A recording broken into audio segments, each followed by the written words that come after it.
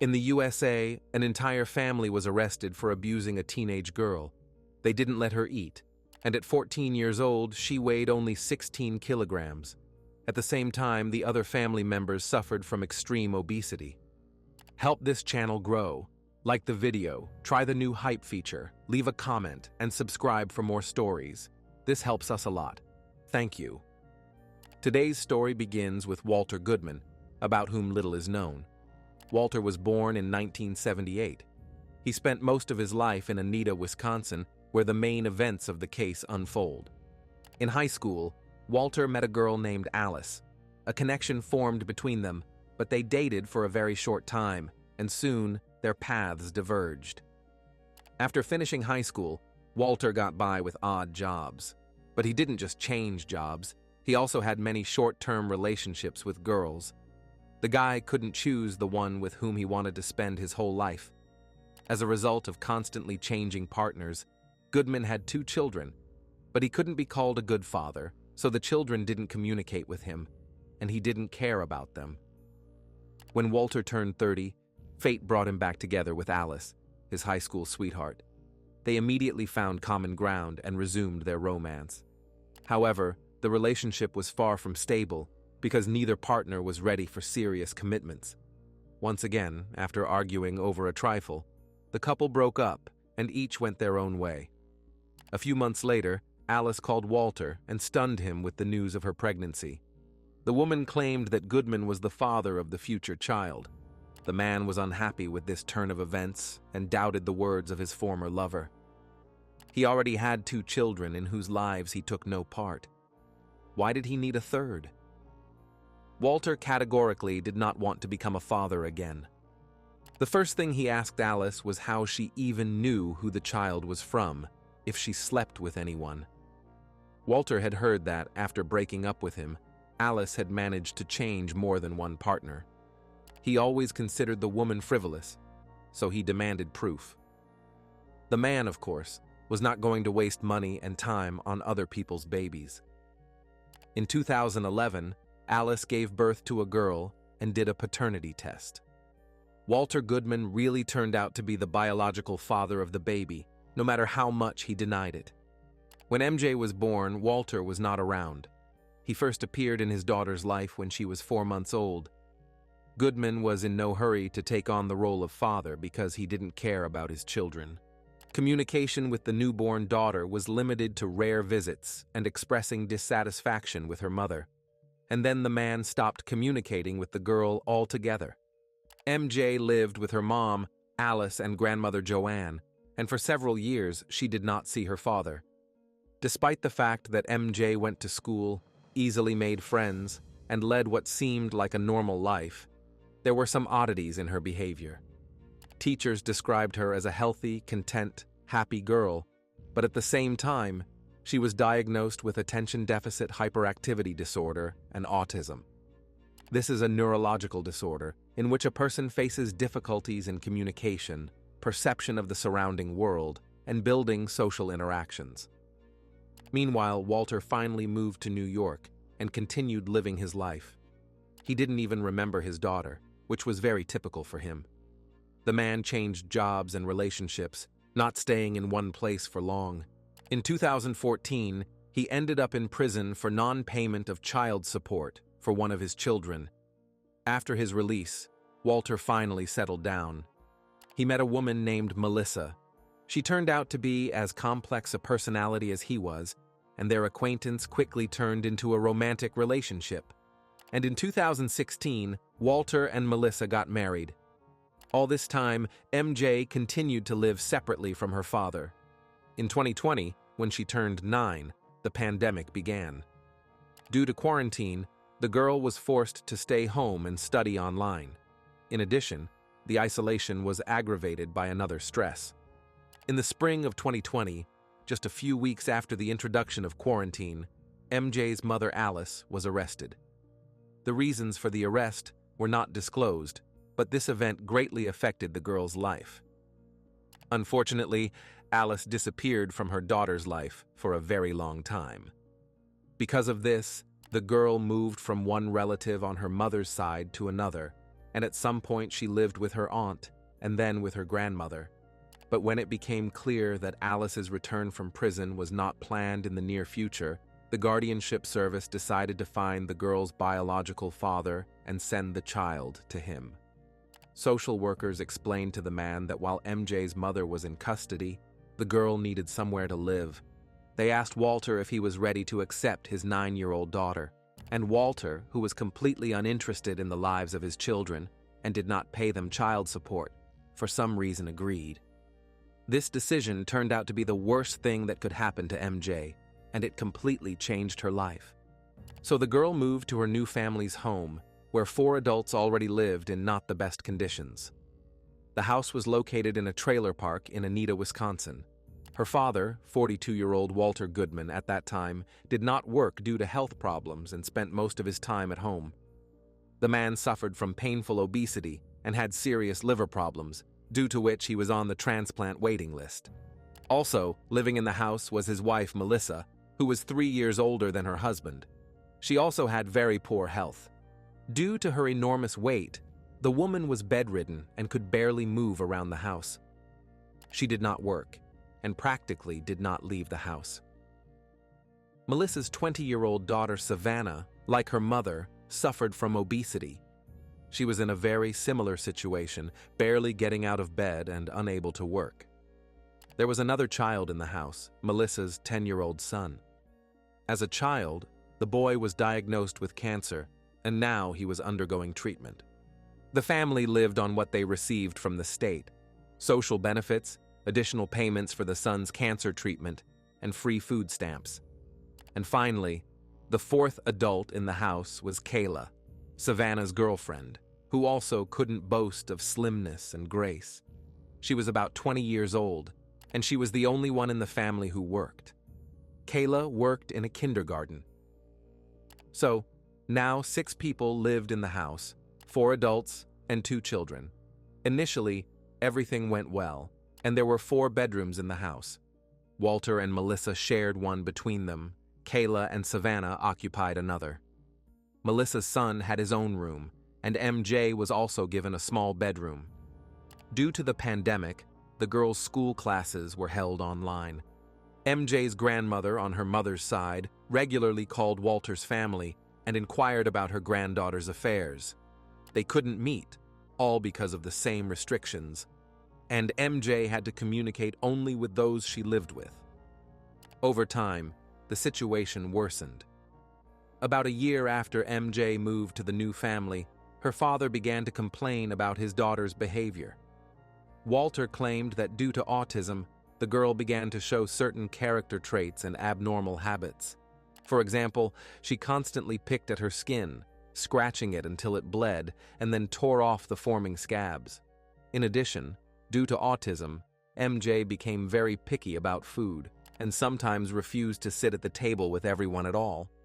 She could go without eating for several days.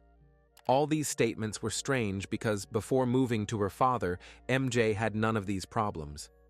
Her mother Alice's family, with whom she lived most of her childhood, and the teachers who taught her at school said that she was happy, healthy, and content with life. In fact, many teachers at school didn't even suspect that the girl suffered from autism. However, after moving to her father, MJ's life changed dramatically. She couldn't fall asleep for a long time, stopped eating, and constantly itched. This explained the appearance of ulcers and other problems on her skin. Walter blamed the change in behavior on MJ's diagnosis, her autism, and used it as an excuse for why he began to treat his daughter badly. It all started with him locking the girl in her bedroom, installing a bolt on the door from the outside so she couldn't get out. In a second, MJ became a prisoner in her room, and this led to a deterioration in her condition. According to Walter, MJ refused to eat. With each day, her portions became smaller and smaller. The father claimed that no matter how much they brought her, she still didn't eat. Because of this, the girl lost a lot of weight. It should not be forgotten that this was the version expressed by Walter.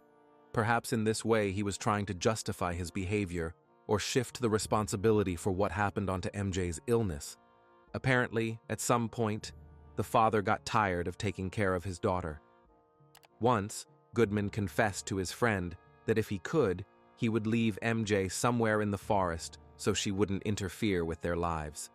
Walter also installed cameras in his daughter's bedroom so that he and the other residents of the house could watch MJ's behavior 24 hours a day and control her tendency to self-harm.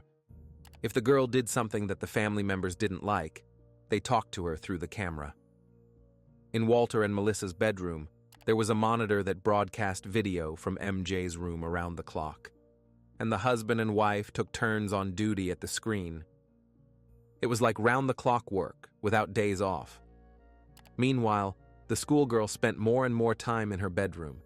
She was no longer allowed to move freely around the house. She was accompanied everywhere by one of the adults. Even to the toilet, she was taken under supervision. At some point, this activity bored the whole family. They didn't want to take the girl out every time she needed to. It was too troublesome for them. Now, MJ was forced to urinate right in the room, which affected hygiene, since she had no access to either a shower or a bath. The last time the girl went outside the house was when she was 10 years old, and since then, she hasn't been seen on the street. If at first MJ didn't attend school because of the pandemic and studied online, then later her father took the documents from the educational institution altogether, saying that he was transferring his daughter to homeschooling. The health of the prisoner locked in the room gradually deteriorated, but MJ was not taken to doctors, even if she had problems. The last time she was at a specialist's appointment was when she was 9 years old. Now she was completely isolated from the outside world, didn't go to school, and had no opportunity to communicate with other people. The family began to treat her like their personal slave. All this information became known thanks to text messages that family members constantly exchanged. Melissa and Savannah, bedridden, communicated only this way. Walter, who also had poor health, although he moved around the house, did almost nothing. From the correspondence, it became clear how the residents of the house treated MJ. They called her stupid and idiot, and never addressed her by name. Apparently, this was another way to completely dehumanize her and finally humiliate her. For example, in one of the messages, Melissa asked her little son to take MJ to the bathroom with the phrase, "Can you take this idiot to the toilet?" There were other examples of text messages between family members where it was clear how they forced the prisoner to make beds for the adults, clean their rooms, or cook food for them. During all this, MJ was not allowed to take food for herself. She could be in the kitchen only under the supervision of one of the family members. In the end, although the girl cooked dinner for the adults, she got pitiful crumbs. At that time, the prisoner was so emaciated that she tried to grab something from the food at any opportunity. There were several refrigerators and freezers in the house with a bunch of products. There were food supplies in every room, but MJ was not allowed to take even a crumb with her. And if she was ever caught stealing, she was severely punished. From the family members' messages, it was clear that MJ was repeatedly slapped and knocked down, subjected to physical violence in one form or another. They even had a group chat between Melissa, Savannah, and Kayla where they just discussed MJ. But apparently, physical violence alone seemed insufficient to them, so as punishment, they took away the girl's mattress, forcing her to sleep on the floor, then took away the TV. In essence, they took everything from MJ. She had absolutely nothing to do in the locked room. They even confiscated her clothes, leaving only underwear. Since everything happening in MJ's room was captured on camera, there were many video recordings and images related to this case. The footage showed that the girl had a severe weight deficit.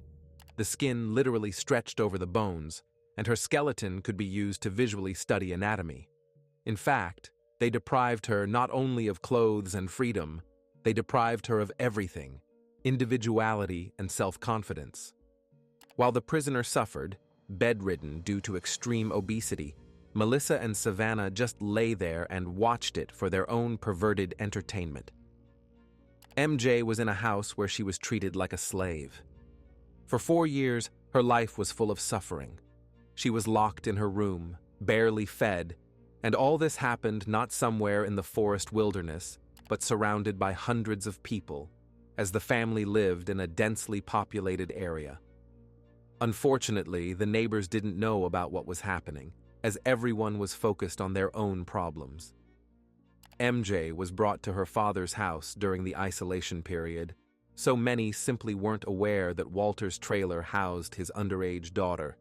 Later, one of the neighbors said that she would have beaten the owners of the house herself if she had known what they were doing, thereby saving MJ from captivity. MJ's relatives on her mother's side tried to contact the girl, but Walter constantly found excuses. One of the excuses was that the family was supposedly on vacation. Of course, this did not correspond to reality because the Goodmans did not leave their home at all, and some did not even leave their bed. Another excuse was a fictional illness of MJ, because of which she could not meet with her grandmother and aunt. Melissa, Savannah, and Walter almost never went outside. Melissa's younger son went into remission. He didn't need treatment for now and didn't have to go to procedures. During the pandemic, the mother and daughter gained a lot of weight, because of which their house's porch couldn't withstand the load. Even if they wanted to go out, they couldn't. The wooden flooring sagged under Melissa and Savannah's weight, and it seemed that the boards were about to collapse. And of course, Walter didn't want anyone to see MJ in such a state, because one look at her was enough to understand how she was treated in her father's house. Unfortunately, practically no one contacted the girl and had no idea what she really had to go through. The year 2025 arrived. MJ turned 14, and she had spent 5 years in this house of horrors. Constant starvation and deprivation of freedom affected her physical health. MJ's weight for her age averaged 50 kilograms. However, in fact, her weight corresponded to the average weight of a 4-year-old child. She weighed only 16 kilograms, and she was also very short in height, about 135 centimeters. MJ was allowed to leave her room a maximum of 3 times a day, and then only to use the toilet or go to the kitchen to cook food for someone. She constantly urinated on herself. She was not allowed to wash, and every time she was led into the bathroom, she barely managed to climb in there due to weakness. She moved around the house, holding onto walls, doors, and door handles to avoid falling, and often took breaks because she simply had no strength. In addition, MJ had stretch marks all over her body, which were the result of constant muscle tension due to lack of physical activity. This happened because she was left in the room for 24 hours every day, where she just lay on the floor. The family, who were also in the house 24 hours a day, 7 days a week, still monitored MJ using surveillance cameras and texted each other. Lately, they had become worried about the girl's condition. It seemed to them that she was dying. But Melissa, Savannah, and Walter were more worried about themselves than about MJ's health. They were afraid of going to prison. In August 2025, the situation continued to worsen. MJ's body weakened more and more every day. At the beginning of August, she was constantly nauseous and vomiting, and finally, the moment came when this case became public.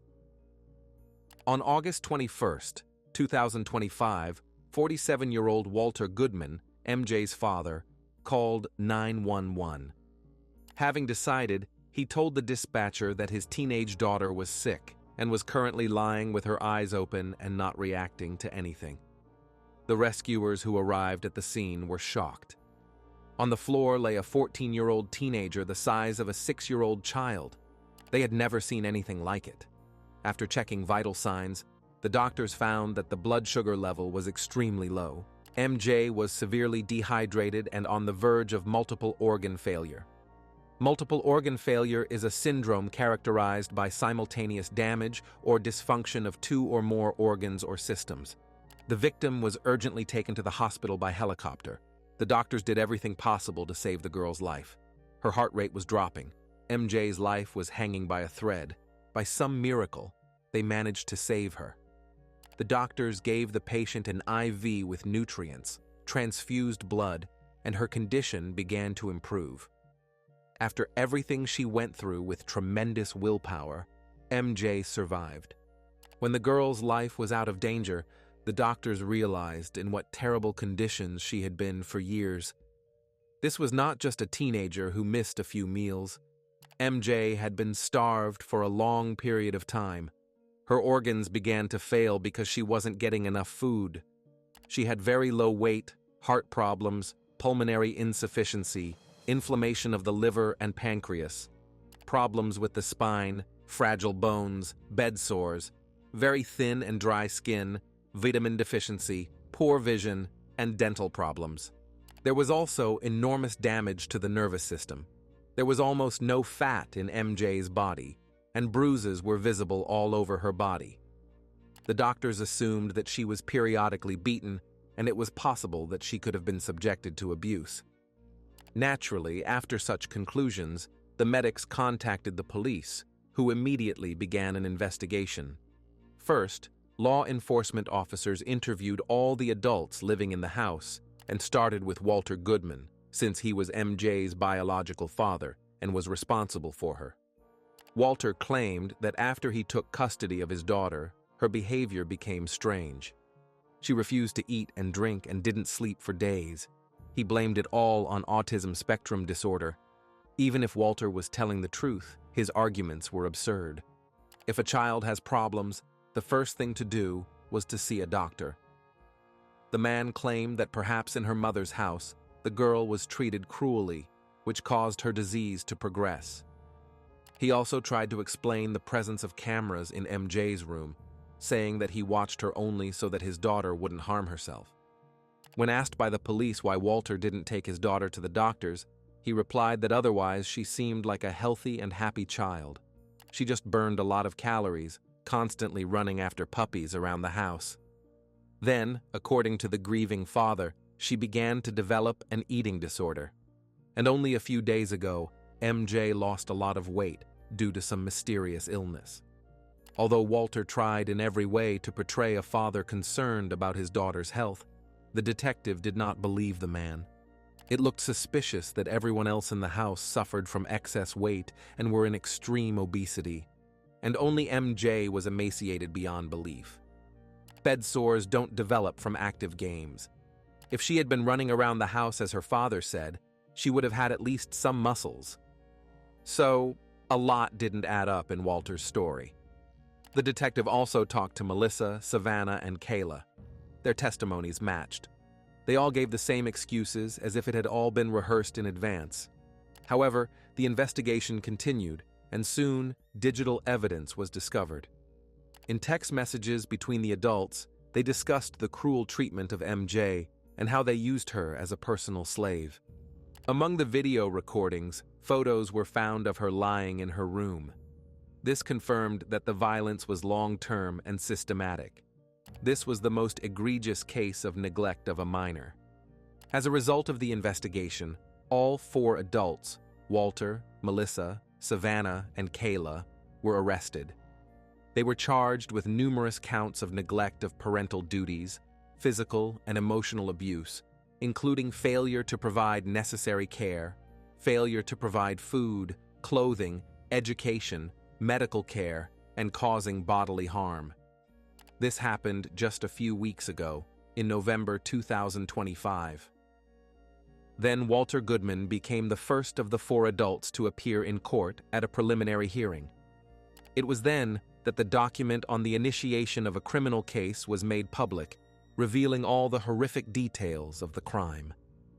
As for MJ, a little more than 3 months have passed since her rescue. She was hospitalized for treatment, as her condition was extremely serious. The doctors had to gradually introduce safe and healthy food into her diet.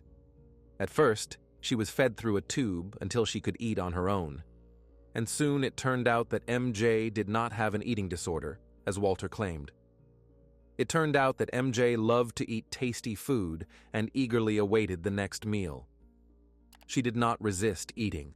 Her eyes, on the contrary, lit up with happiness when she saw food. At the same time, MJ cast a worried glance at the person who brought her lunch or dinner. MJ said that her father didn't like it when she ate too much. Even now, when Walter was not around, MJ worried that he would get angry at her for an extra piece eaten. MJ also lacked basic skills and knowledge. Due to weak muscles, she needed help even to press the flush button in the toilet. And when the hospital staff offered her deodorant, she said she didn't know what it was. In the hospital during recovery, MJ slept perfectly in a clean bed, although according to her father, she constantly struggled with insomnia. He claimed that the girl couldn't fall asleep for several days due to mental health problems. But such problems apparently appeared in her only when she ended up in the house of big people. In the end, MJ began to eat regularly. Now she ate 3 times a day like a normal person, and began to gain weight again. In 3 months, she almost doubled her body mass. However, the consequences of long-term neglect still affect her life. Several years of poor nutrition, insufficient for a growing body, can still lead to a destructive outcome. There is a possibility that she will develop irreversible damage to organs, bones, and the brain. MJ starved during one of the most difficult stages of development in adolescence, which will likely have lifelong psychological consequences.